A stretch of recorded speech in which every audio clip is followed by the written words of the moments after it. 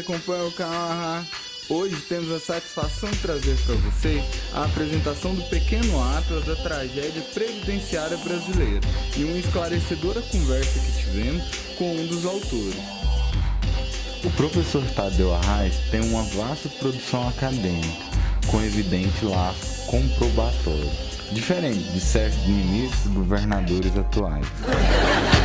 Atualmente, o professor Tadeu leciona na Universidade Federal de Goiás. Ele tem pós-doutorado em Geografia, é editor do Boletim Goiano de Geografia e membro do Conselho Editorial das revistas Mercator, Ampeg e do Boletim Campineiro de Geografia. Autor de vários artigos e livros. Estuda há alguns anos o impacto dos programas de transferências de renda na economia dos municípios brasileiros. Vamos ouvi-lo? Boa tarde ao canal do Arra, esse nome bem interessante que lembra os Simpsons.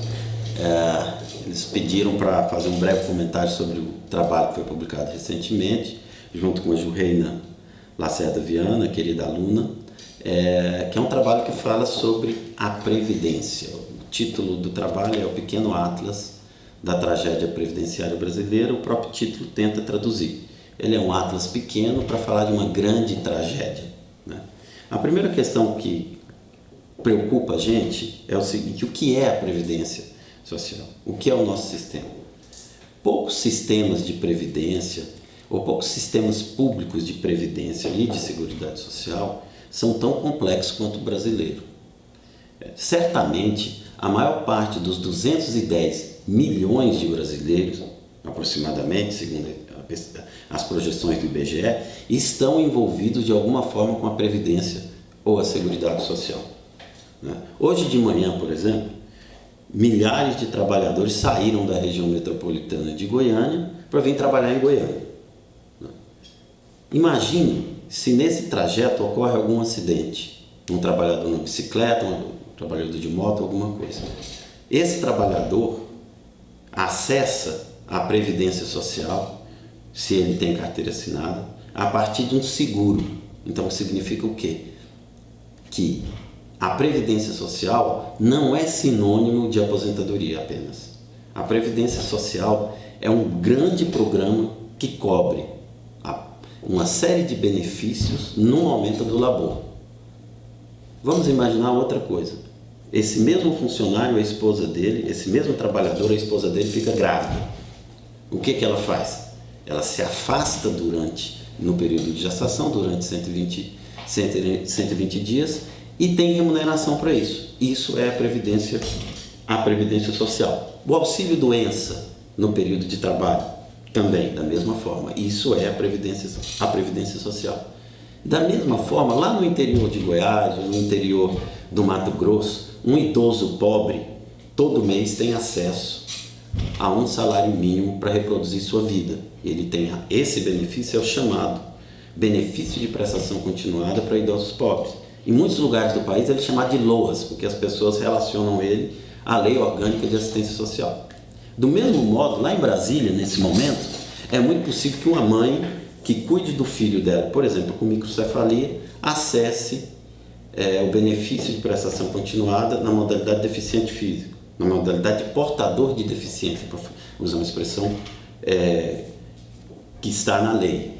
Então, o que significa isso? Significa que eu dei breves exemplos aqui, e em cada exemplo desse, você tem milhares de pessoas envolvidas nesses rendimentos. Quer dizer, envolvidas nessa rede que se chama Previdência Social. Em síntese, Previdência não é sinônimo de aposentados jogando futebol, ou jogando gamão, ou jogando pebolim na praça. Previdência é, sobretudo, um programa que se preocupa com o futuro a partir do presente. Então essa é a primeira questão que a gente tem que levar muito em consideração. Por isso que a gente tem que pensar no futuro, ok? A segunda questão que pediram para comentar é sobre o impacto da Previdência nas economias municipais, né? O que ocorre? São mais de 500 bilhões por ano que são, vamos dizer o seguinte, repassados via um número muito grande de tipos e variedades de benefícios para residentes do país. O que acontece? Esses 500, mais de 500 bilhões, para vocês terem uma ideia, são 3 vezes maior o total do que o FPM, que é um principal repasse federal para os municípios, em torno de 90 bilhões ao ano, e que o Fundeb. Se você juntar o Fundeb e juntar o FPM, o dinheiro da aposentadoria é maior do que a soma dos dois. Entendeu? Isso considerando só o INSS, que é o chamado Regime Geral de Previdência Social. Eu estou desconsiderando os regimes próprios de previdência. Então, o que significa isso? Uma série de municípios brasileiros dependem há uma simbiose muito forte entre a economia, o desenvolvimento da economia desses municípios brasileiros e os recursos de transferência da Previdência. O que significa que se mexer na Previdência, você está automaticamente mexendo na economia desses municípios. Seja a economia que é movida pelos benefícios de prestação continuada, seja a economia que é movida pela aposentadoria rural. É muito interessante isso, ainda sobre o impacto da economia, principalmente do RGPS, que é a seguinte questão. As pessoas às vezes confundem, porque o discurso do governo é o discurso de privilégio, é o discurso que o INSS, nós vamos economizar mais de 170 bilhões com essa reforma aplicada ao INSS, só que tem um detalhe relativamente simples, que esse gráfico aqui pode mostrar.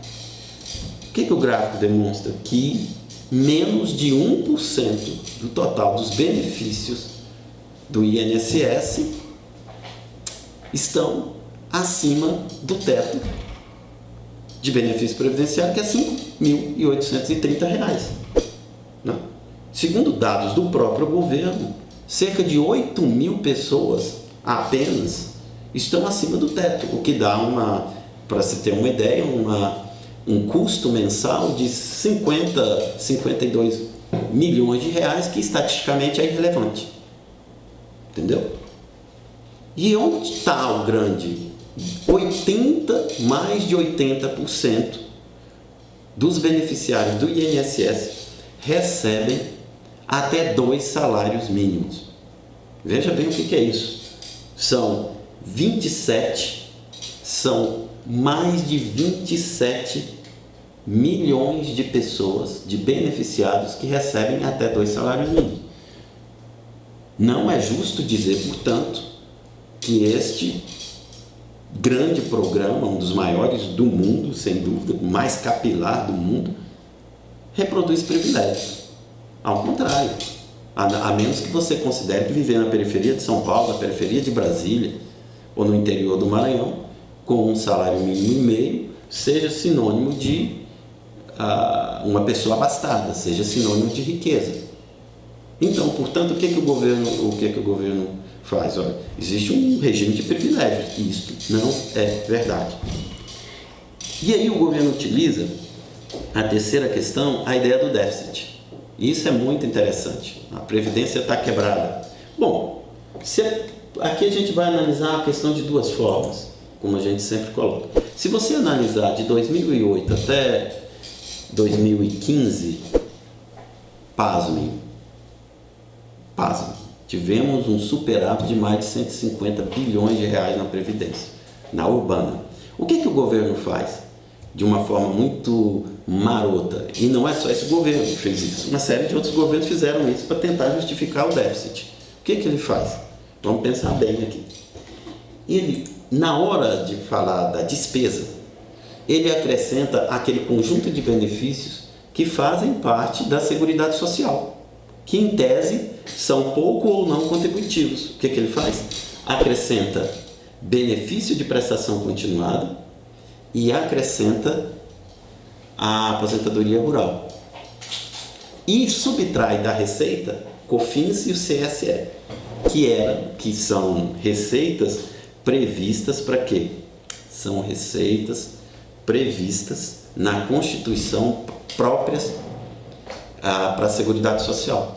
O Constituinte, quando foi lá discutir, que esse é um momento ímpar na vida brasileira, 1988, quando foi discutir tudo, esse país tentar tentar repensar o seu passado, se projetar para o futuro. E ele falou, olha, não vamos criar esse sistema de seguridade social, é ali que se cria a base do salário mínimo, por exemplo, para a aposentadoria rural, para o benefício de prestação continuada.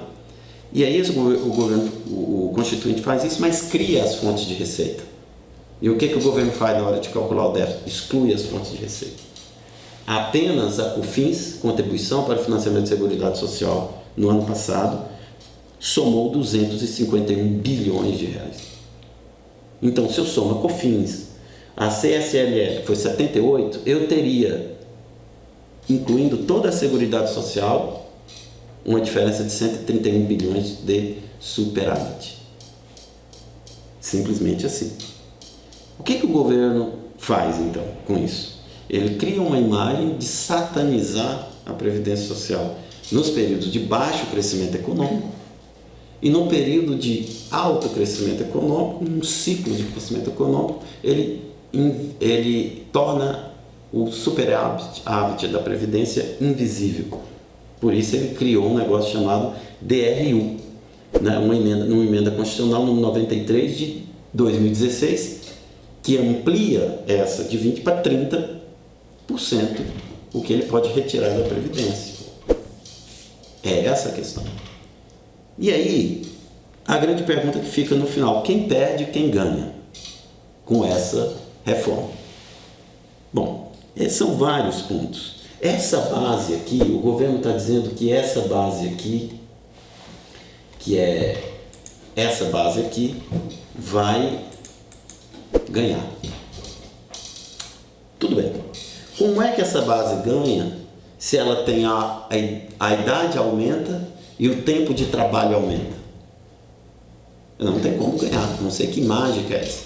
Imaginar que essa base agora tem que se aposentar em idades acima, vamos imaginar, 65 anos para o homem, mais que ele teria em tese o direito, mais 20 anos de trabalho, 60% da sua aposentadoria, e mais 20 anos, sendo 2% para cada ano, ele completaria os 100% da aposentadoria dele. Ok? Só que o 100% não é 100%. E por que não é 100%? Porque o governo muda o cálculo. O cálculo anterior, que você retirava 20% das menores contribuições, passa a ser agora um cálculo com todas as contribuições, o que faz descer o valor. Então, quem ganha com isso? E aí, quem ganha com isso é muito claro na intenção do governo de promover uma mudança radical nos sistemas que atingiria tanto o sistema gerenciado pelo INSS quanto os chamados RPPS. Se você for pegar a soma das receitas do regime geral de previdência mais os RPPS, eu tenho uma receita anual superior a R$500 bilhão. Quem está interessado nisso? No texto é muito claro: os bancos, a capitalização. Como é que funciona a Previdência? Nosso regime é solidário. Significa que todos nós que trabalhamos hoje, todos nós que pagamos impostos, sustentamos os aposentados de hoje. E amanhã, quando formos aposentados, todos os outros jovens de amanhã nos sustentarão. Esse é um regime solidário. Só que não é só solidário, ele é um regime de repartição.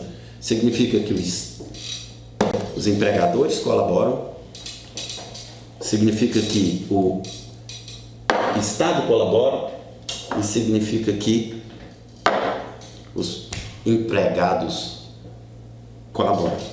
E o que é o regime de capitalização? Eu retiro a contribuição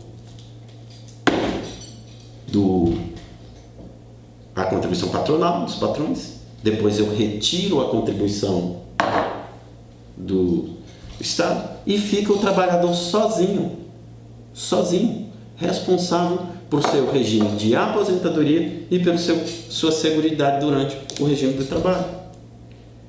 Você troca as duas maiores partes pela menor parte. E quem se interessa por isso? Os grandes bancos. Essa é a grande questão. Isso é o que está em questão em uma proposta de regime de capitalização muito mal explicada. O artigo 201 é muito mal explicado e dá origem a uma série de interpretações.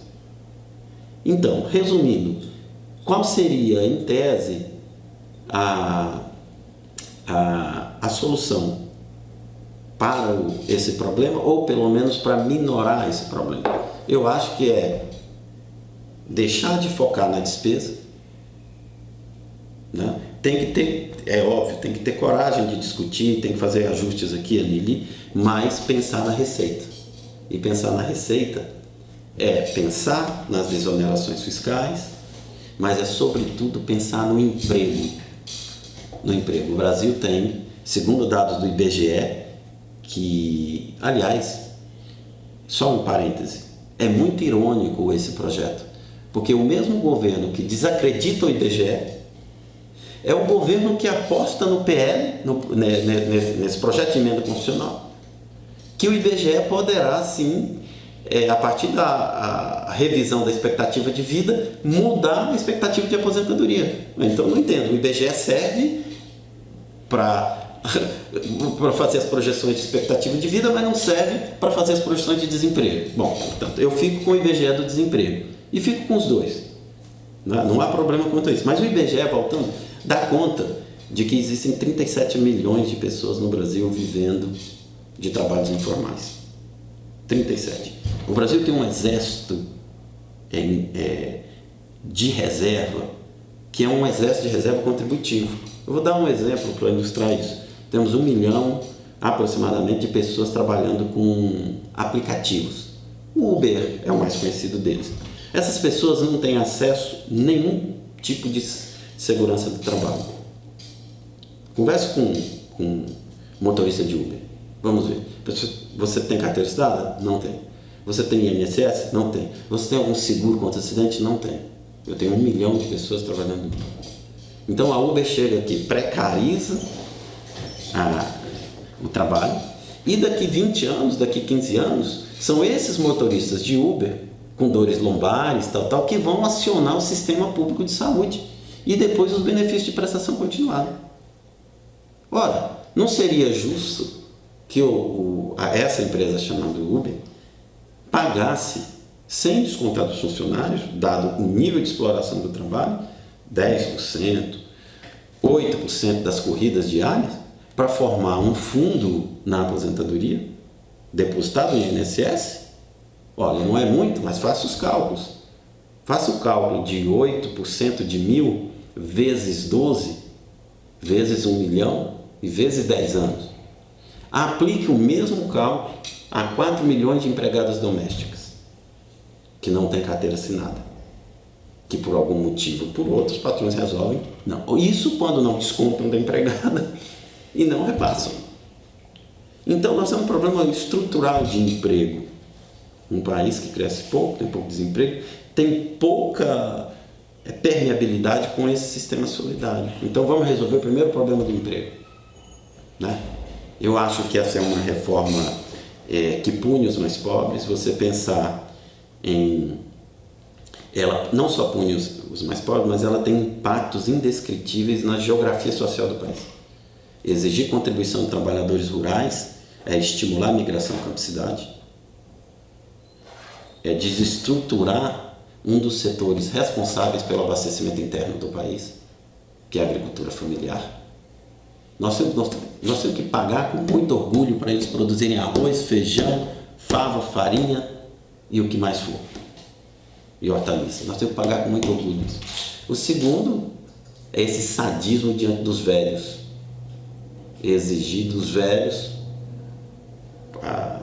tirar de um salário mínimo para R$400. E ainda existe uma coisa em relação aos BPCs, os dois, que está ali escondida no texto. Por isso eu sugiro que as pessoas não acreditem no que eu falo, né? Mas também não acredite no Zap da Família, mas vá lá no site da Previdência Social, baixe o projeto de lei, vai no Tesouro, bate as contas. Existe eu não sei se todo mundo sabe, mas existe um artigo aqui que diz que a comprovação da pobreza para ter direito ao BPC está condicionada à declaração patrimonial de R$98 mil de patrimônio do núcleo familiar. Jesus! Imagine esse pobre que perdeu o emprego, que teve um acidente, que teve um AVC e que mora lá na periferia da cidade. Só que ele mora numa casa que foi o único patrimônio que ele construiu durante anos, durante a longa trajetória penosa de sua vida, e por azar do destino a casa dele é avaliada por R$90 mil, R$98 mil. Ele não tem direito. Então, essa reforma não tem... Ela é uma reforma que pune professoras, pune mulheres, pune policiais. Se você for imaginar, pensão de 50% mais 10% para cada filho, não é? Então, por isso essa é uma agenda que deveria unir a todos. A todos. Não importa se eu sou católico, se eu sou protestante, se eu sou flamenguista, se eu sou vascaíno, vilanovense, atleticano, não importa se eu sou azul, amarelo, verde, não importa o meu apetite sexual, não importa nada. Essa reforma deveria ser um ponto central para unir todo esse país, porque o futuro, como diria o Legião Urbana, para encerrar, não é mais como era antigamente. É isso. Parabéns para você que chegou até aqui. Quer conhecer melhor esse pequeno ato? Na descrição do vídeo postamos o link para o trabalho completo. Vale a pena conferir. Gostou do vídeo? Curta e compartilhe. Quer contribuir? Inscreva-se em nosso canal ou entre em contato com a equipe do canal Valeu e até a próxima.